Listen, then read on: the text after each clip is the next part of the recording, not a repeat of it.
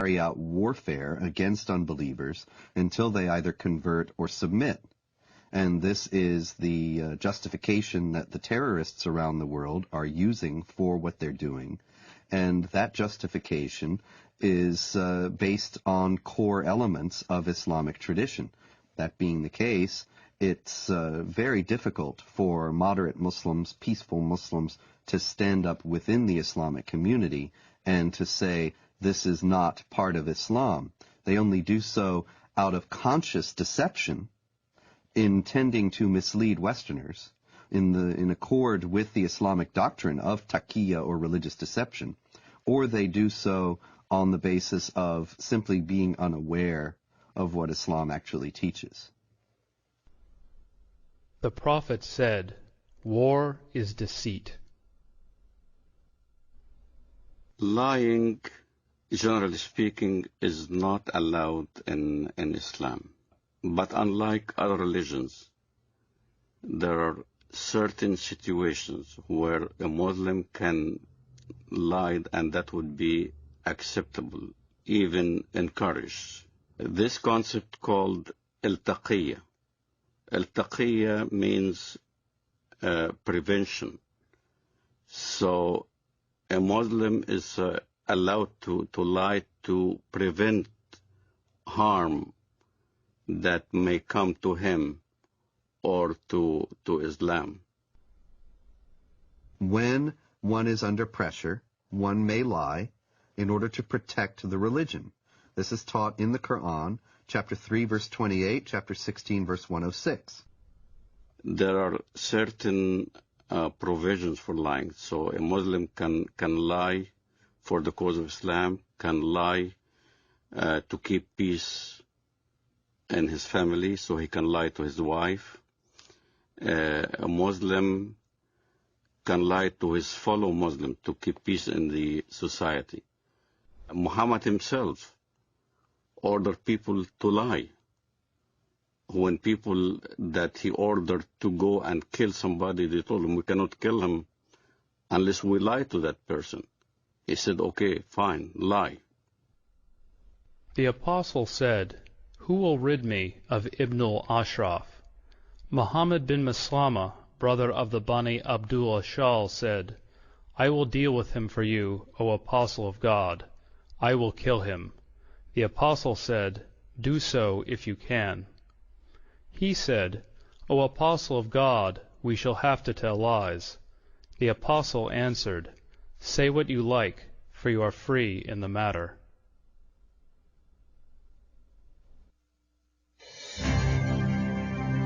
America is a land of diversity and service. I'm an African American. My forefathers overcame the trials of slavery. I am Native American. I am a journalist, wife, and mother. I'm of European heritage. One of my ancestors was a member of the Continental Congress. I'm Hispanic American. I've been a Girl Scout since I was 6 years old, and now I'm a troop leader. I served in our nation's armed forces, as have many of my relatives. My father served 2 tours of duty in Vietnam. Another fought for freedom at Gettysburg. 2 of my uncles fought for our country in the Korean War. And I am an American Muslim. And I am an American Muslim. And I am an American Muslim. I am an American Muslim. Muslims are part of the fabric of this great country and are working to build a better America. The spokesmen for Islam in the Western world know how to play the game. They know how to present their cause in the way that is not only regarded as acceptable by the societal mainstream, but also reasonable and even, one might say, just. They will appeal to democratic institutions and their human rights in the full knowledge that given the power to do so, they would abolish those institutions and deny those rights to others.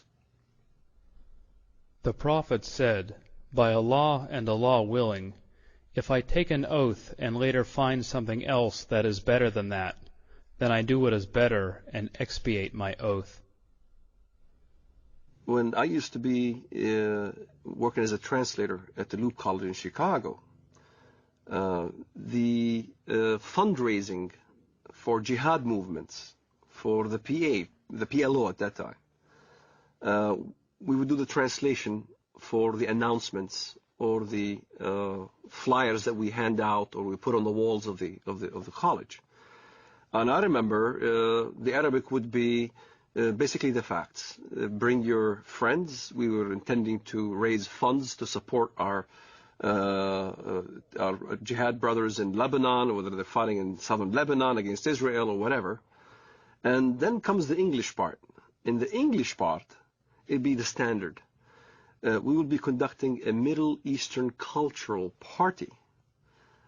You're welcome. We will be serving lamb and baklava. So the West doesn't understand, as when we get together as a group, our conversations are different. As soon as a Westerner would come into the scene, then the whole conversation changes. It becomes palatable to a Western mind. When I used to go to work, let's say, during the Gulf War, I used to go to work at an American company. And everybody would be hovering around a TV set as soon as there's a Scud missile hitting Riyadh or something like that.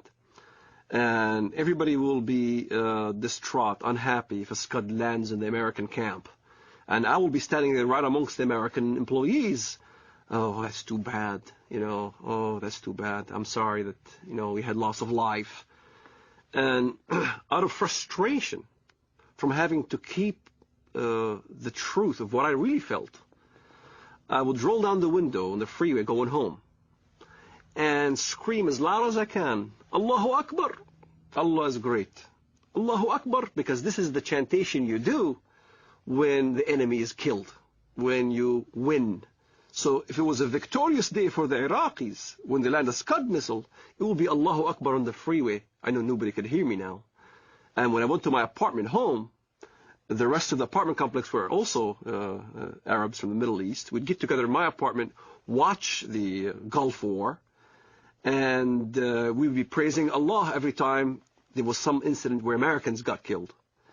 But it wasn't the same face that we put on when we were in an American environment. In an American environment, you played different scenario. You acted as you are on their side.